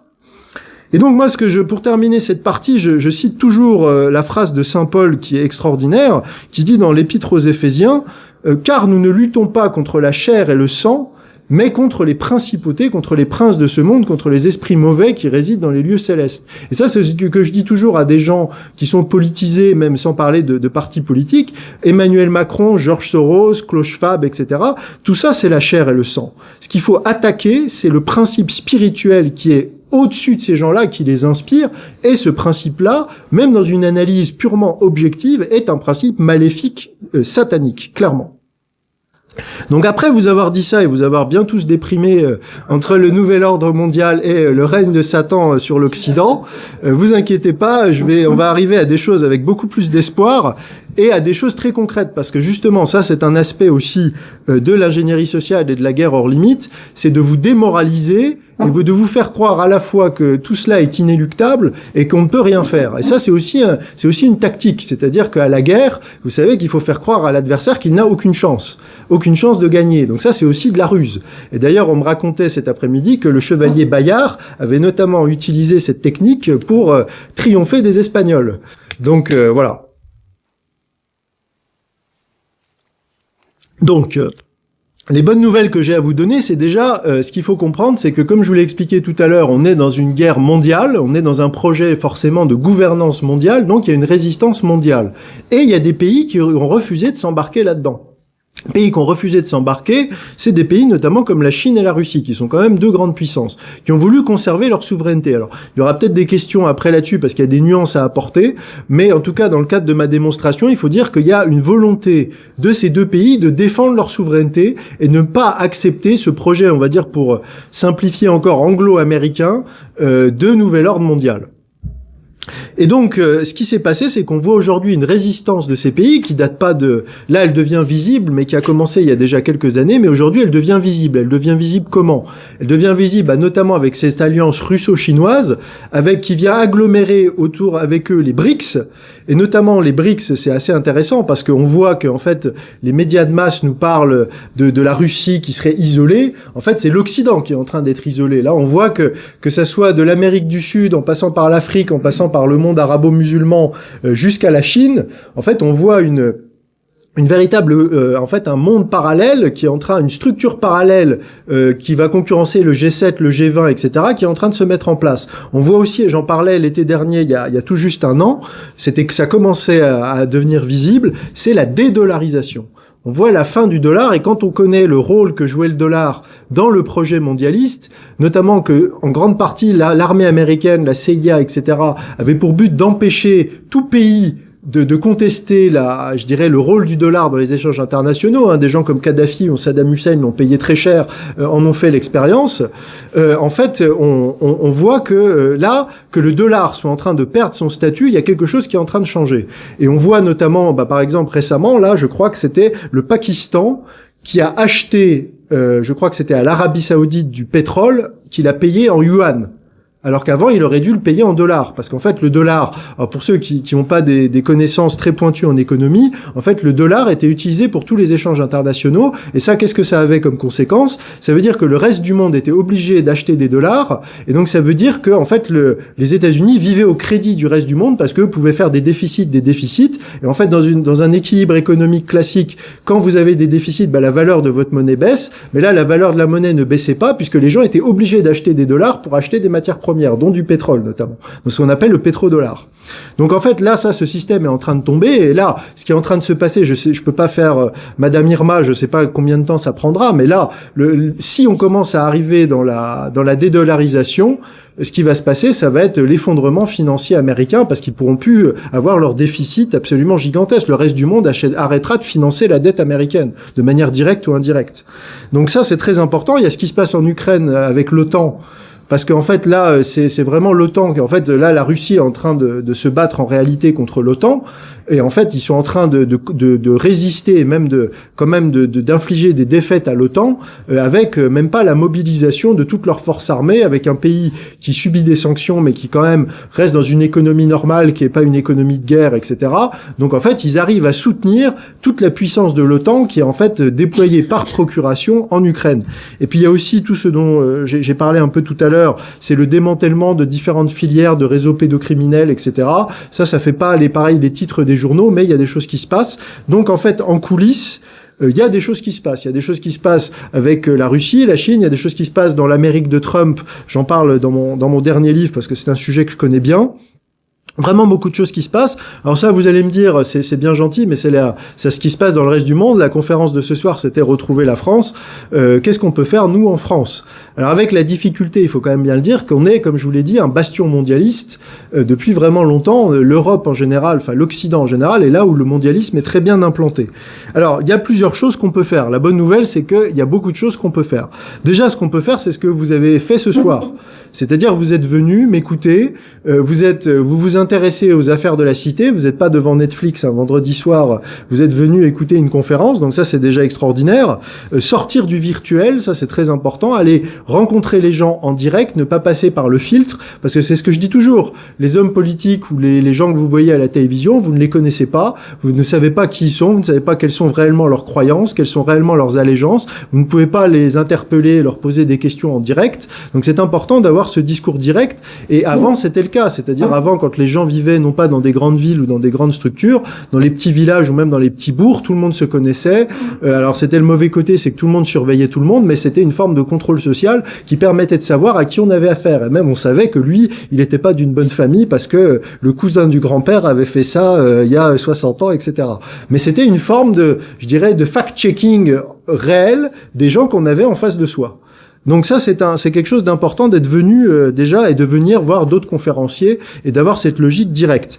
Après, c'est ce que j'expliquais tout à l'heure, c'est dans le cadre d'une guerre de l'information, il faut se former. Et là, les sujets que j'ai abordés ce soir, c'est vraiment une petite partie de ce sujet. Et je pense que c'est important d'être formé, d'être bien formé sur le nouvel ordre mondial, en fait sur le projet politique du nouvel ordre mondial, parce que si on se place uniquement sur cette partie-là, il y a encore beaucoup de déni de l'existence de ce projet et de la compréhension de ses différentes dimensions.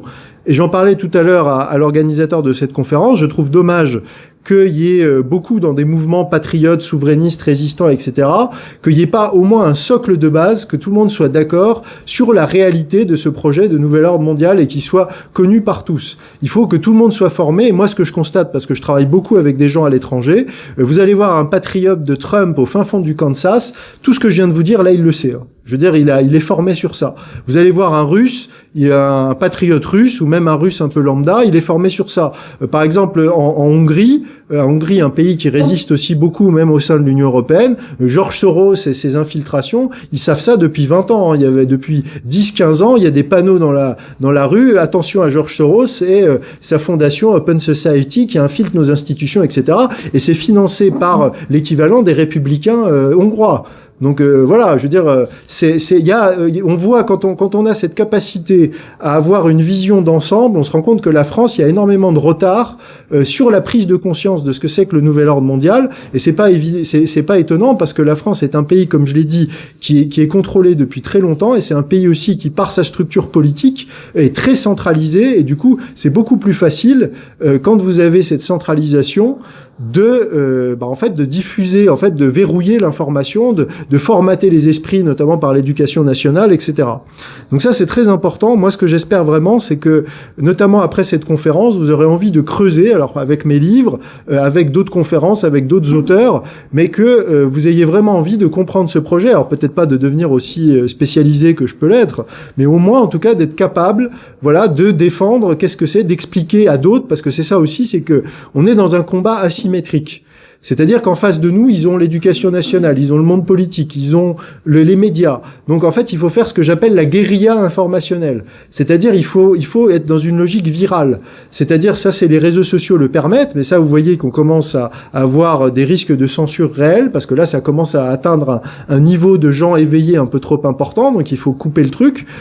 Et ça, vous pouvez le faire. Vous pouvez être vecteur de ça.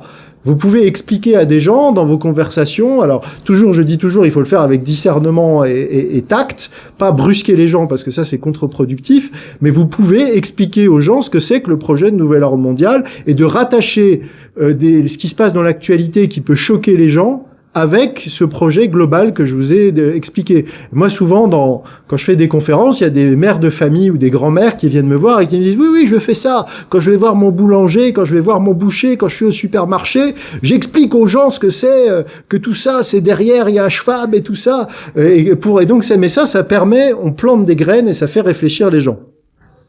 Donc ça, c'est très important. Ce qui est important de comprendre aussi, c'est vraiment la propagande des médias de masse. Vraiment de comprendre que les médias de masse sont la branche propagande du système mondialiste.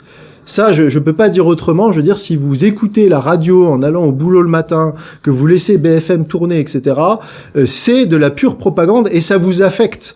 Même si vous n'en avez pas conscience. C'est exactement ça l'ingénierie sociale, c'est qu'on sait comment fonctionne le cerveau enregistre et ça modifie vos structures mentales, même inconsciemment. Donc il faut être très vigilant par rapport à ça. Je pense il faut vraiment comprendre, et il faut comprendre que c'est pas juste des mensonges ou de la propagande, c'est qu'ils créent une réalité parallèle. Je vais vous donner deux exemples concrets de ça. Vous connaissez peut-être par exemple quelqu'un qui s'appelle Pierre Chaillot, qui a écrit un livre absolument remarquable sur l'épidémie de Covid à partir des chiffres officiels, c'est-à-dire des chiffres du gouvernement. Que dit Pierre Chaillot ? Pierre Chaillot dit, si on regarde les chiffres, il n'y a pas eu de pandémie en 2020.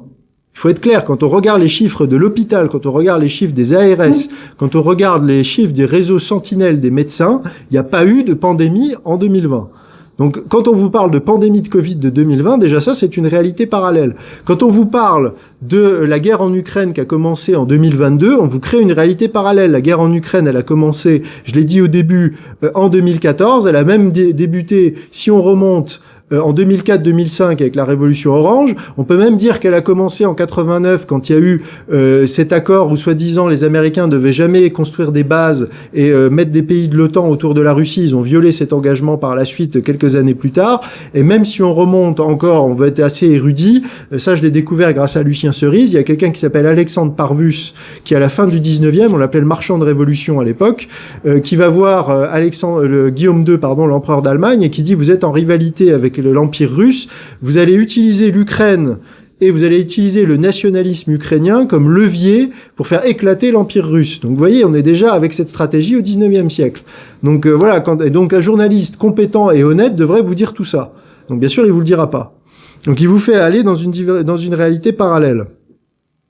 Ce que je peux vous dire aussi de très concret, c'est de développer autant que possible votre souveraineté. Donc ça veut dire quoi? Ça veut dire agir au niveau local, ne pas chercher forcément à faire des grands discours politiques, etc. C'est agir dans votre environnement immédiat. Ça veut dire créer des petits groupes de gens fiables, de confiance. Ça veut dire agir, par exemple, soutenir des commerçants. Ça veut dire créer des commerces, des lieux de rencontre. Par exemple, une chose très simple, les organisateurs se plaignaient de pas avoir de local. Ça peut être tout simplement créer un espace, un bar, un lieu pour que les gens, les résistants, puissent se retrouver, puissent boire un café, puissent réunir 30 ou 50 personnes pour faire venir des dissidents, etc. Ça, c'est quelque chose de très simple, mais on manque de ça aujourd'hui. On manque cruellement de ça, et moi je vois que tous les gens dans différents endroits de France qui arrivent à créer ces lieux, c'est déjà un embryon pour faire naître quelque chose, parce que si on n'a pas déjà ces premières briques, c'est compliqué de construire le reste et sortir justement du virtuel. Et donc après, ça peut prendre d'autres formes, ça peut être sur l'alimentation, donc voilà, faire appel à des producteurs locaux, avoir votre potager, même peut-être acheter un terrain avec plusieurs amis, si vous pouvez pas en acheter un tout seul parce que c'est trop cher, mais avoir un potager collectif, mais pas collectif créé par la mairie de Grenoble, avec 5 ou 6 copains, vous achetez un terrain, chacun vous délimitez ça, alors voilà. Et là, on revient à quelque chose de politique. Ça peut être sur la santé, ça peut être sur l'éducation. Moi, c'est un de mes chevaux de bataille, et ça et encore, on parle beaucoup de liberté, on a parlé de liberté avec le Covid, il faut savoir que la liberté d'éducation et d'enseignement est aujourd'hui gravement attaquée en France. Les écoles hors contrat sont attaquées comme jamais, il y a eu des articles récemment, ça a été comparé les visites des inspecteurs à la Gestapo. Moi, j'ai eu des témoignages, j'en ai fait part sur les réseaux, c'est absolument scandaleux. L'école à la maison, qui restait une possibilité, est de plus en plus difficile en France. Avant, c'était un régime déclaratif, maintenant il faut demander l'autorisation, donc ça veut dire que dans quelques années, ça va sauter, et c'est absolument terrible. Et là, aux dernières élections, personne ne parle de ça. Je veux dire, et là encore, moi, je trouve ça vraiment dommage que les réseaux résistants, etc., ne parlent pas de ça, parce que en fait, c'est la base, c'est qui contrôle le cerveau des enfants, contrôle l'avenir. Je veux dire, et c'est pour ça que nos adversaires mettent le paquet sur l'école et mettent le paquet sur l'éducation. Parce qu'ils savent que, à partir du moment où vous prenez un gamin, que vous lui bourrez le mou, vous pouvez être les meilleurs parents. Moi, j'ai eu des exemples, hein. Vous pouvez être des parents catholiques avec des bonnes valeurs, etc. Si pendant 8 heures par jour, un gamin a la propagande progressiste, pro-mondialiste, avec en plus les copains qui remettent une couche derrière, je veux dire, c'est fini, quoi. Vous pouvez pas lutter. C'est pas, vous rentrez du travail, c'est pas les 2-3 heures que vous allez laver à la maison que vous allez rattraper ça. Donc, il faut avoir conscience de ça. Et ça commence par ça. Alors, c'est très compliqué parce que, voilà, mais moi, je veux au moins que cette prise de conscience ait lieu. Et au moins, il y a une chose que vous pouvez faire pour protéger vos enfants, c'est protéger-les des écrans et du numérique le plus longtemps possible. Il y a des étagères entières d'études. Il y a un livre formidable qui s'appelle La fabrique du crétin digital de Michel Desmurget, qui explique pourquoi on met du numérique à l'école, pourquoi on met des smartphones dans les mains des enfants, c'est pour détruire le cerveau de vos enfants. Je veux dire, moi j'étais hébergé il y a quelques jours dans un gîte en Haute-Savoie. Voilà, la dame m'a dit, moi, ma fille aujourd'hui, elle est adulte et elle s'en sort bien, mais pourquoi? Parce qu'elle avait pas de télévision et elle avait pas de smartphone avant 17 ans. Et ça va être le vrai. Il faut avoir conscience que le vrai fossé, il va être là. je veux dire, c'est vous n'avez pas, les gens, la plupart des gens n'ont pas conscience de ça, mais c'est un outil. Parler à des professionnels, parler à des gens, même à l'université, qui vous disent les gens ne savent plus se concentrer. Et ça, c'est le lien entre concentration et exposition des jeunes aux écrans. Le lien est parfaitement avéré. Donc si, même sans parler de grande résistance, de créer une école hors contrat, la chose basique que vous pouvez faire pour vos enfants et les plus petits enfants, c'est les enlever des écrans, leur mettre du crayon, du papier, des livres, les faire bricoler, les faire faire de la cuisine, faire du jardinage, faire des choses concrètes, mais tout sauf les écrans. Vraiment, ça, vous pouvez agir et c'est très simple à faire. Enfin, pas si simple parce qu'il y a une telle propagande et on est tellement dans cette dans cette société du tout numérique que c'est très compliqué et ça commence par l'école. Je veux dire, aujourd'hui, il faut savoir que les écoles qui apprennent aux enfants vraiment et qui protègent les enfants, c'est les écoles qui sont pas dans le tout numérique. Et ça, c'est un filtre déjà. Déjà, vous posez, même dans des écoles privées, vous leur demandez s'ils mettent du numérique. S'ils vous disent oui, vous dites, vous êtes conscient de ce que ça fait sur le cerveau des enfants. Si vous dites, ah non, mais vous inquiétez pas, là, vous savez que vous pouvez aller voir ailleurs. C'est déjà, c'est radical. Avant même de parler de LGBT, de tout ce que vous voulez, etc., de politique, de religion, c'est déjà un truc basique.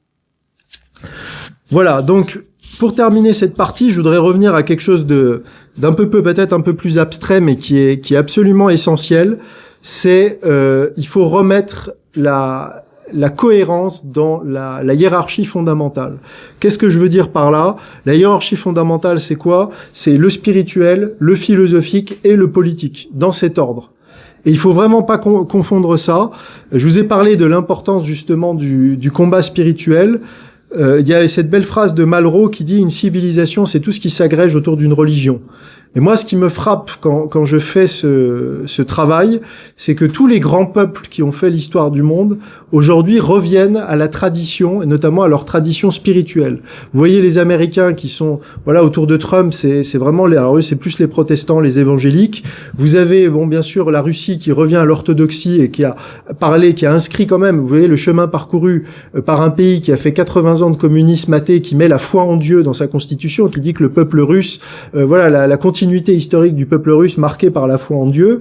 Vous avez la Chine qui, pareil, remet à jour le confucianisme et la sagesse confucéenne, alors qu'il faut savoir que sous Mao, et même dans les années 90, il y a eu un énorme travail de destruction de ça. Il y a bien sûr le monde arabo-musulman, et en fait, le seul grand pays qui s'est détaché de sa tradition spirituelle propre, c'est la France. Je veux dire, la France, fille aînée de l'Église, royaume de Marie, avec ce patrimoine vraiment architectural, culturel, je veux dire, ces fêtes qui nous environnent, etc.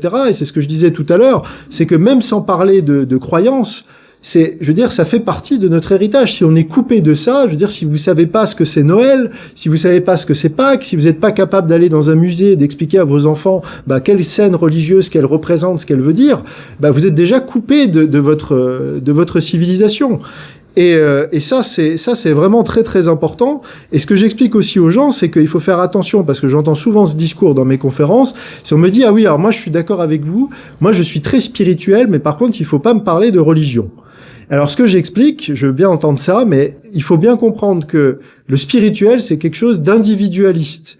C'est quelque chose qui concerne l'individu. La religion, c'est nécessairement collectif. Religion, ça veut dire religuérer.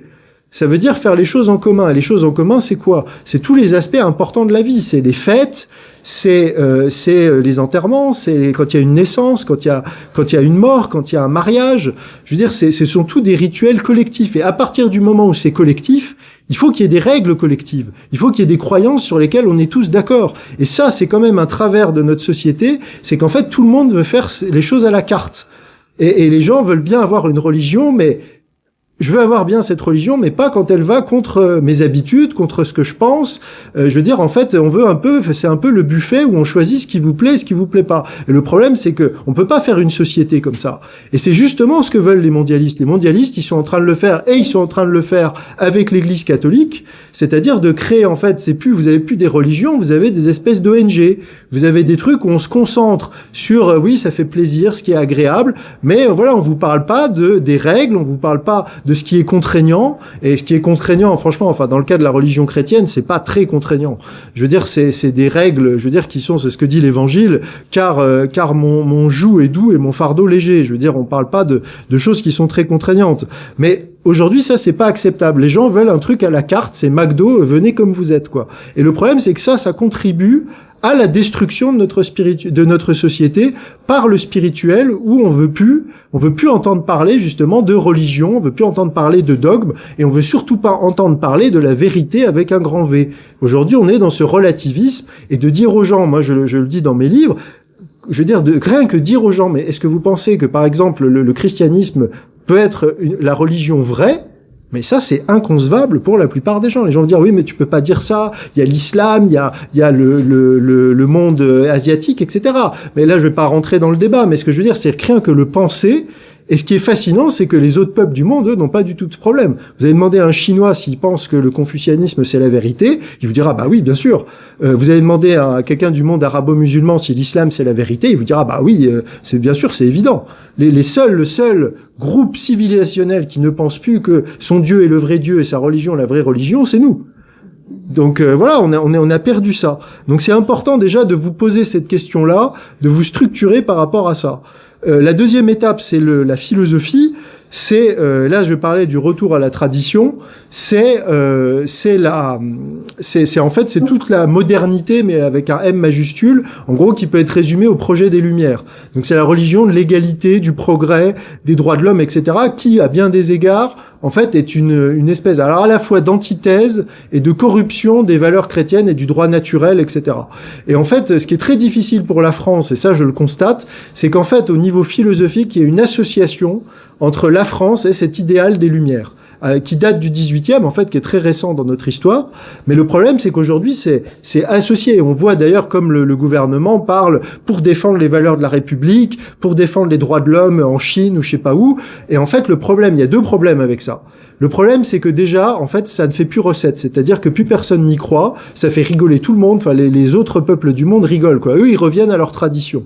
Ils veulent plus entendre parler de ça. Et ils prennent ça pour de l'arrogance et de l'impérialisme. Avec, en plus, vous nous faites la leçon alors que vous êtes complètement décadent. Et je vais vous donner un exemple concret de ça. C'est il y a quelques semaines ou quelques jours, la France, qui n'a rien de mieux à faire en ce moment, a voulu envoyer un ambassadeur des droits LGBT au Cameroun. Véridique, hein, vous pouvez trouver le communiqué. Et donc, le gouvernement camerounais a répondu en termes très diplomatiques que ce n'était pas du tout adapté et que le Cameroun n'avait pas besoin de ça. En gros, quand vous lisez entre les lignes, ça veut dire allez vous faire foutre, quoi. Donc il faut bien comprendre que aujourd'hui, en fait, c'est ce côté universel, ce côté droit de l'homme, ce côté voilà, l'Occident est un modèle.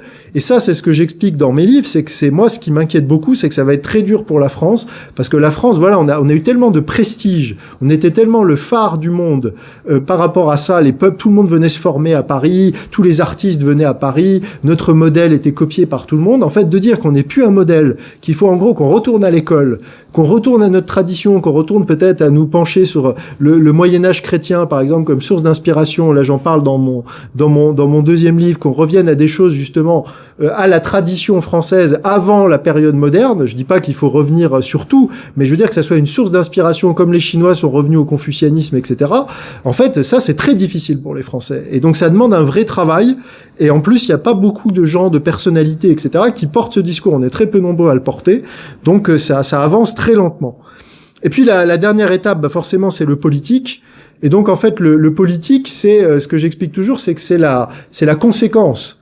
C'est-à-dire, l'erreur qui est faite aujourd'hui, c'est que tout le monde est focalisé sur le politique, alors qu'en fait, le politique, c'est la conséquence du spirituel et du philosophique. Et l'exemple type de ça, c'est ce qui s'est passé avec la Révolution française.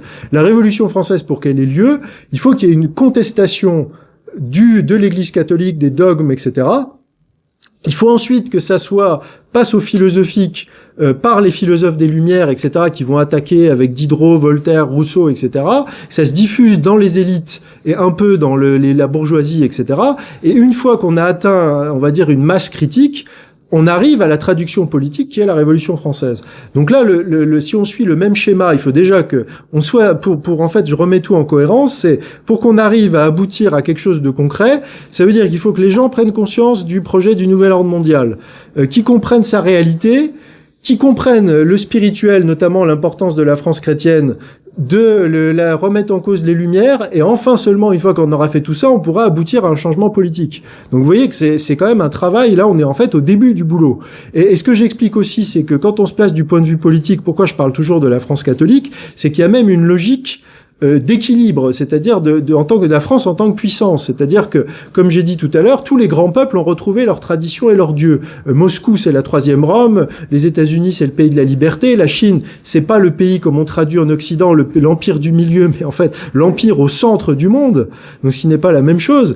Nous, moi, ce que je dis, et je l'explique dans mon essai de la civilisation française, c'est si on veut s'en sortir, il faut qu'on accepte que la France est une civilisation, qu'on a un modèle et que ce modèle est associé à la chrétienté et particulièrement au catholicisme. Ce qui nous distingue des orthodoxes et ce qui nous distingue des protestants. Et en fait, ce que je dis, c'est qu'aujourd'hui où il y a cette puissance de la Russie qui commence à émerger en Europe, la seule chance qu'on ait un équilibre, notamment dans le jeu européen, c'est que la France s'assume comme puissance catholique. C'est pas, je dis pas ça parce que je suis moi-même catholique, c'est un raisonnement de stratège que devrait faire même un franc-maçon, même un athée, etc. Si la France ne défend pas ce modèle-là, qu'est-ce qu'elle défend? Elle défend les droits de l'homme, mais ça fait rigoler tout le monde. Elle va défendre une liberté, c'est vague. Je veux dire, en fait, c'est ce que je disais avec Malraux, c'est une civilisation, ça s'agrège autour d'une religion. Donc, et ça, c'est très compliqué parce qu'en fait, les gens se rendent compte qu'ils sont très loin de ça et il faudrait peut-être y revenir, mais il y a un énorme chemin qui est à faire. Et c'est revenir sur beaucoup c'est se faire violence. C'est moi-même je le dis parce que mon retour à la foi s'est fait assez récemment, bien que j'ai été élevé dans un foyer catholique, et je suis revenu à ça parce que justement c'est par mon travail. Le thème de ce soir, c'est retrouver la France. Et à un moment, j'ai dû me mettre en cohérence avec mon travail. Je me suis dit, je dois retrouver la France. Si je dois retrouver la France, il faut que je revienne à en tout cas une pratique catholique et il faut que je sois cohérent parce que sinon ça tient pas. Il faut que cette hiérarchie dont je vous ai parlé, je la vive moi-même. Donc je suis pas juste en train de vous expliquer, c'est quelque chose, je pratique ce que je prêche. Je suis arrivé moi-même à changer ma vie et à modifier ma façon de voir les choses moi-même. Donc donc pour conclure, j'espère que la conférence de ce soir vous aura permis en tout cas de comprendre en fait ce système mondialiste qui a détruit la France et que justement c'est comprendre ce système mondialiste qui va nous permettre de la retrouver. J'espère aussi que vous aurez compris la réalité de cette guerre totale qui est menée par les mondialistes contre le peuple français. J'espère aussi que vous aurez compris que c'est une lutte qui, avant d'être politique, est spirituelle et même philosophique. J'espère aussi que vous aurez compris qu'en fait aujourd'hui nous sommes dans une civilisation qui est entièrement en ruine et que c'est beaucoup plus difficile de reconstruire une civilisation dont les ruines sont morales et spirituelles que dont les ruines sont matérielles, parce que les ruines matérielles ça se voit plus et c'est plus facile à reconstruire. J'espère aussi que vous aurez compris qu'il faut avoir de l'espérance, que le combat justement n'est pas perdu, qu'il y a beaucoup de choses que vous pouvez faire, à commencer par ce chemin spirituel, parce que ça on ne pourra jamais vous le prendre, ces petits gestes justement de souveraineté individuelle et personnelle que vous pouvez poser et qu'on ne pourra pas vous prendre. J'espère aussi que vous comprendrez que ce travail est un travail forcément sur le temps long. C'est vrai que là on a vécu des moments difficiles, mais je pense qu'il faut comprendre qu'en fait le combat va continuer et qu'il va s'inscrire dans la durée. Et justement, c'est pour ça que je pense aussi qu'on a besoin justement de la religion pour nous soutenir dans ces épreuves et qu'on a besoin notamment des valeurs théologales chrétiennes qui sont la foi, la charité et celle qui est très importante, qui est l'espérance. L'espérance est très importante, elle va nous soutenir justement dans ces combats difficiles. Et je terminerai par cette phrase de l'Évangile qui résume un petit peu tout ce que je vous ai dit ce soir. Elle nous dit « Entrez par la porte étroite, car large est la porte, spacieux est le chemin qui mène à la perdition, et nombreux sont ceux qui entrent par cette voie. Mais étroite est la porte, resserré le chemin qui mène à la vie, et peu nombreux sont ceux qui l'empruntent. » Donc ce que je vous souhaite ce soir, c'est de faire partie de ceux qui prendront le chemin qui mène à la vie. Je vous remercie.